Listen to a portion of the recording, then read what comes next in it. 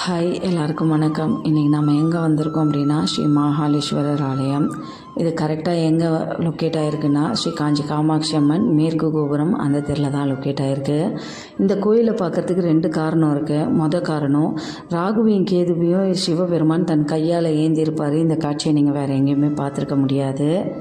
2வது காரணம், சிவபெருமான் 1700 வருஷத்துக்கும் பழமையானவர்ன்றதுனால மணற்கற்களால் ஆயிருப்பார்.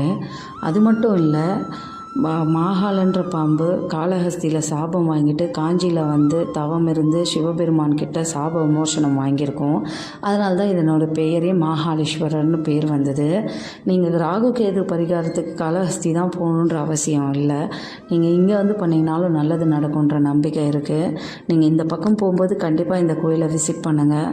சப்ஸ்கிரைப் பண்ணாமல் பார்க்குறவங்க ப்ளீஸ் சப்ஸ்கிரைப் பண்ணுங்கள். உங்களோட சப்ஸ்கிரிப்ஷன் என்னை மோட்டிவேட் பண்ணணும்னு நம்புகிறேன். தேங்க்யூ.